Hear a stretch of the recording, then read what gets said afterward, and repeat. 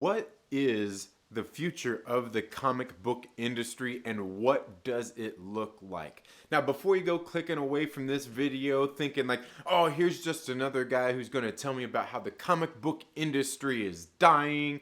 That's not the case, but hey, if that's the way you feel, go ahead and feel free to leave the video now, but that's not what we're here to talk about. I just want to talk about this for a few minutes. Just lend me your ear, if you will. This is something I've talked about in some of my live streams that I do just about every morning in 8 a.m. I talk a lot about these things, and I wanted to start doing some videos on this stuff because you're not going to watch a 90-minute live video to hear me talk about some of this stuff. So if you want to hear more about this, make sure you're subscribed, click the little bell, and all of that good stuff.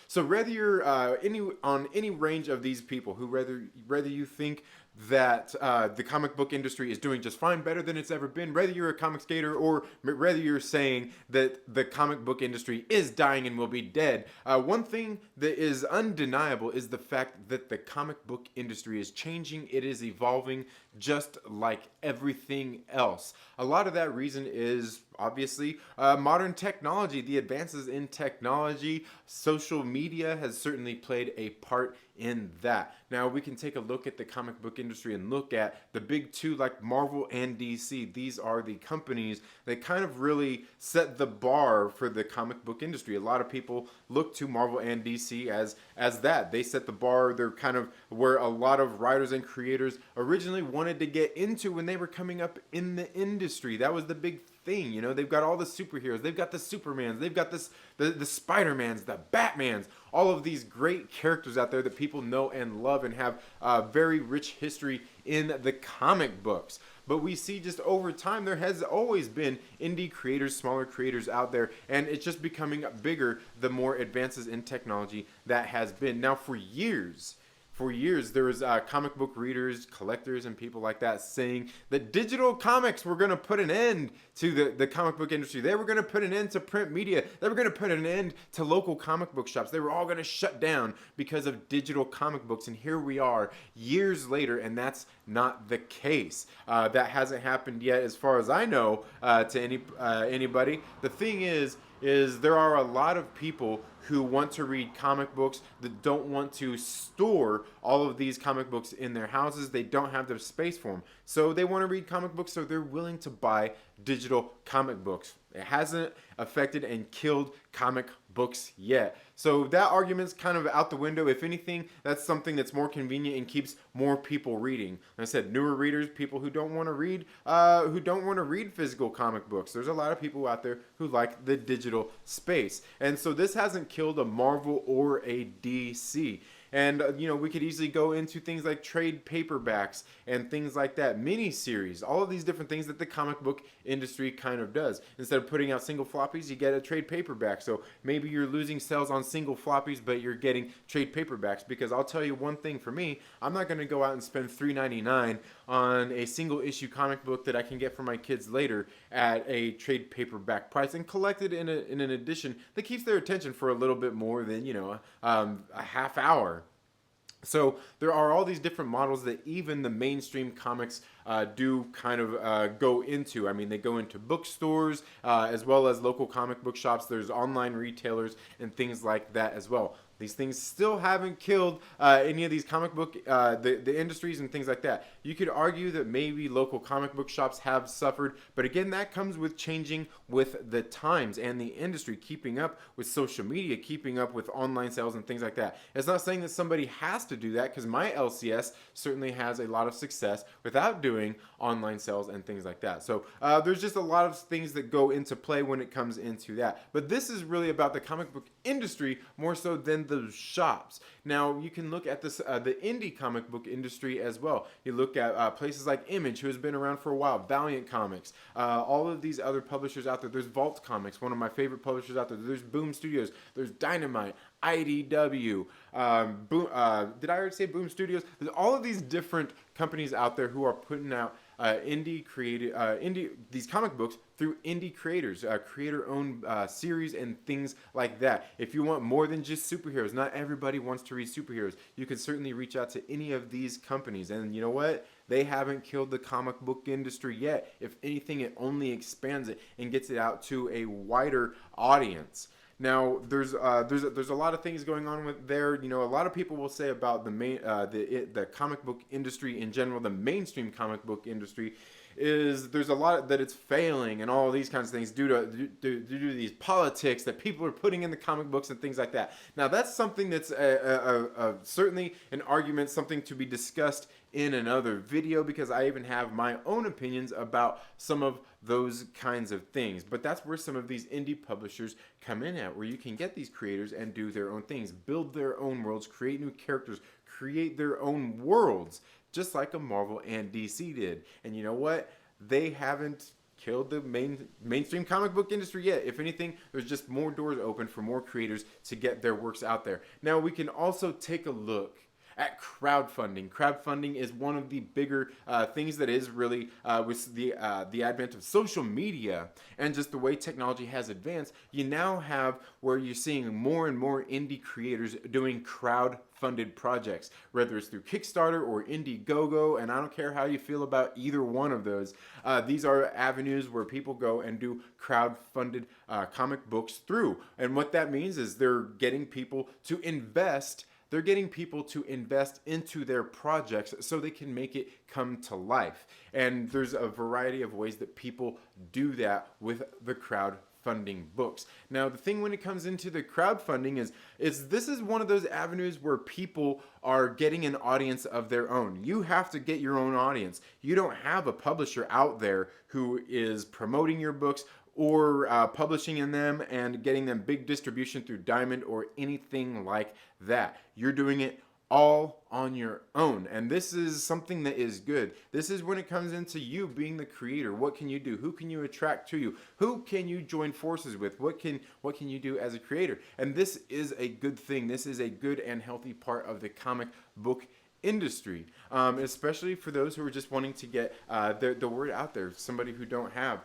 all the connections to get into, you know, a Marvel or DC. Because let's face it, not everybody wants to be writing for Marvel or DC. And this is a very good avenue for those people where they're gaining their audience. Now, the future of the comic book industry, I think, is kind of going this way, where we do see that there are a lot of creators who do crowdfunded comic books who also work in the mainstream comic book industry as well. And this is something that I think is good. Now, there's a lot of stuff that goes into that. Like I said, the indie comic creators, they have to get their own audience. They have to gain their own audience. People who go and support crowdfunded comic books are people who are wanting to specifically back these creators and support the creators doing these crowdfunded comics. You don't just go out there and buy one of their comics and spend the kind of money you do on these just because you want to read a comic book. You're doing it to support these specific creators. Now, this is something else that I think is kind of playing into the larger world of even mainstream comic books these days, where we see that you have variant covers from Marvel, from DC, and things like that. People, recently there was that Wonder Woman 1984 cover that a lot of people were upset about because from Rooster Teeth, this comic book cover that a lot of people did not like, and you've seen a lot of videos about it. But the thing is you go there and you buy that cover because you support that artist and you want that. The same thing goes for Inyuk Lee. He does a lot of Marvel covers. You can go over there. You're specifically buying that cover to support Inyuk Lee, not just that comic book. Some people buy just covers, comic books just for the cover, right? So this is what you do. You're going there to support these independent creators. Maybe you've got a creator that's a writer that you specifically follow. You're going to support these individual creators. We can see that this is even going on in the mainstream comic book industry. Even like Dynamite has worked with and done crowdfunded comic books with doing different covers and things like that, and doing launching crowdfunding projects on those to get those different covers out there for people who want to support specific artists. We see that Boom Studios is doing that as well, where we see that Keanu Reeves is now coming in and creating his own comic book.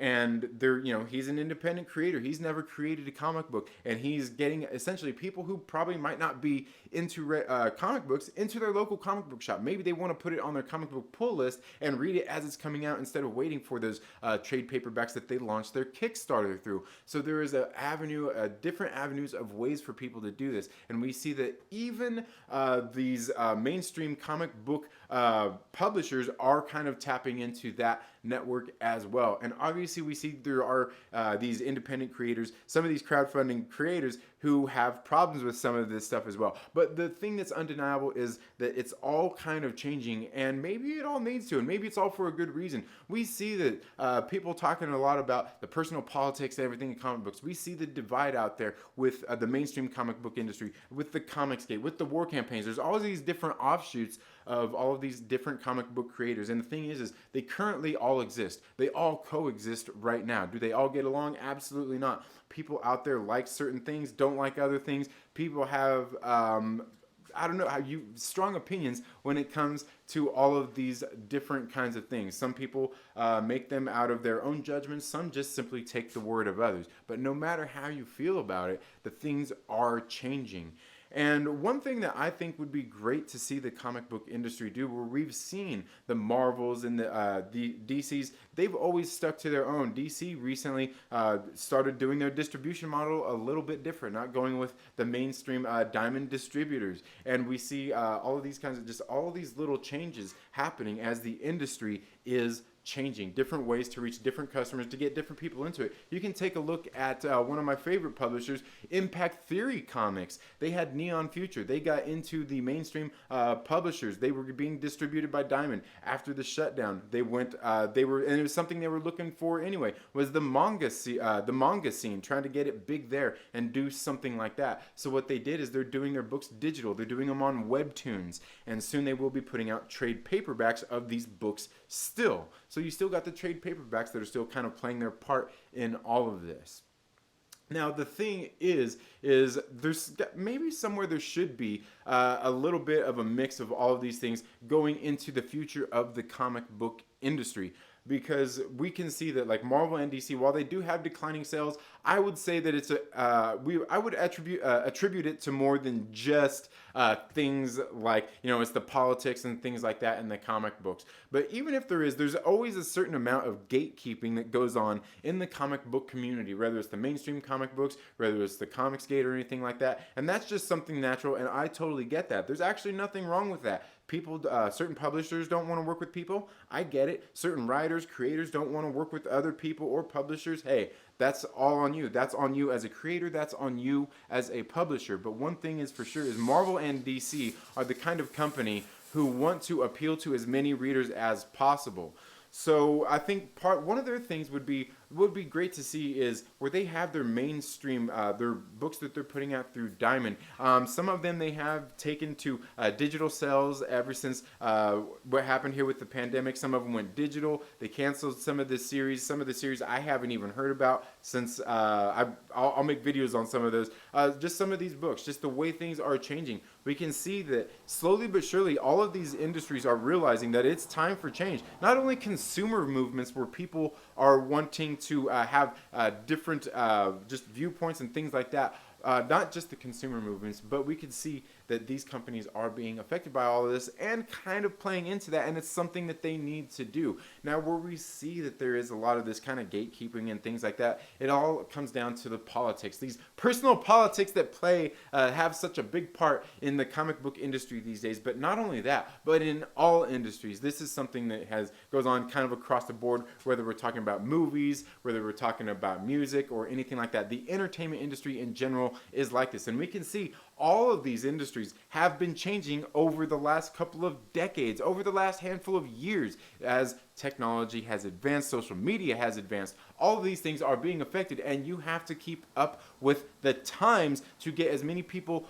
with their eyes on your product and get them buying your product as much as possible. And that, again, is where Tom Bilyeu comes in at. They started doing their vertical thing, scroll format on webtoons. I think it's a pretty cool format. I can't wait to read some of the trade paperbacks when they finally come out with them. But see, one of the things is with some of this gatekeeping that goes on in the community, I don't think there's necessarily anything wrong with it, but to what extent is part of the issue. A lot of people talk about the diversity in comic books and how important it is and things like that, the representation. While these things are important issues, let's not forget while this is part of those arguments, and this is a good thing, there does need to be some of that diversity in there. We can see that the door is closed on that. We've got a very narrow section of that in the mainstream comic book industry, where a lot of them lean a little bit more to the left. Okay, a lot to the left, let's face it. And people who are on the right are either silent, don't really say much, or they're completely not part of the community. A lot of them, kind of have doors closed and things like that. But that's where you just see a lot of creators don't speak up about it. You get on Twitter and all of these things,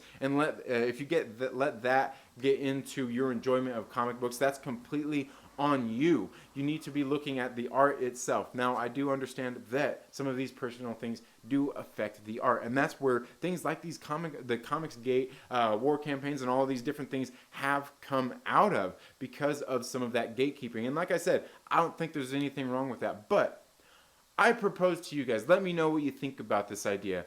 I've been thinking a lot about this, is what if there is a future in which there are places like a Marvel and a DC who have these big tentpole characters where everybody's always wanted to read them. People say that they don't want to read Spider-Man or Captain America or Batman or whatever title it is because of these politics in there. What if you had a Marvel and DC where they've taken models and they've licensed out some of their books, like Marvel has licensed out some of their books to IDW, and they make certain, like Marvel's Action Avengers and things like that over there. What if they reached out to some indie comic book creators, people who are doing crowdfunded comic books, and they license out some of their books and say, hey, we will license this out to you if you've got a story, present it with us, we have to approve it.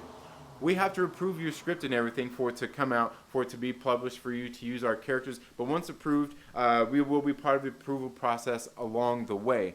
And if you can reach a certain level of success, maybe if you can reach that certain level of success, we will help you we will actually distribute this through our major distributors, through Diamond and things like that. Otherwise than that, it's something that we will help you get attention to for an indie crowd funded project, so you can still write your story, and you get a little bit of everything. You get customers out there who can back their favorite writer, their favorite supporter, where you can get these different versions of these characters written by these specific people that you back. Just like when you go back a specific cover, when you buy a specific writer or things like that. Just all of these kind of different things, I think, are kind of the future of the comic book industry, taking a little bit of the model of everything to get as many readers and people as you can engaged on your comic books, to get as many people you can wanting to buy these things. That's really what it's all about, because without the consumer out there, these things will eventually die. And the best way to do that is to get it in as many hands as possible, get as many eyes on it as possible. So I think it would be a wise thing for all of these companies to do what it takes to get some of these stories out there. Like I said, you look at the Comics Gate crowd, that a lot of them will go out there specifically to back and support Ethan Van Sciver, and they would if he was writing, say, a Captain America comic book, where they probably have no interest in Ta-Nehisi Coates' Captain America right now, right? So it's just an avenue where Marvel don't really have to put anything on the line other than the fact that they are licensing out a product to somebody to make a product, and they get to make money on the license from that. They get new viewers in, people who want to specifically support these creators, these writers, and things like that. All of these things are just kind of where the comic book industry has been going. It's something they've all kind of toyed around with. Let me know what you think about that. Do you think this is somewhere where a Marvel or a DC could look into with these indie comic creators doing crowdfunded comics and things like that? You get a little bit more reach of everybody. You get a little bit more range of stories out there. Let me know what you think about that down in the comments below. Thank you all so much for being here today for this video. Let me know what you think about this video. Like I said, I'm trying to do some new content here on the channel. Let me know all of your thoughts down in the comments below. I want to hear all of your thoughts, whether you think I'm crazy. Give me all your dislikes. Give me your likes. Dislikes are fine too, it's okay. But let me know how you're feeling down in the comments below. If you like it, give this video a thumbs up though. If you don't like it, feel free to give it a thumbs down. But share it with your friends and invite them to come here and hang out with me and hear some of my crazy ideas. Also make sure that you check out some of the live streams that I do just about every morning at 8 a.m. Pacific Standard Time. You all have a good day, and we'll see you in the next video. Later.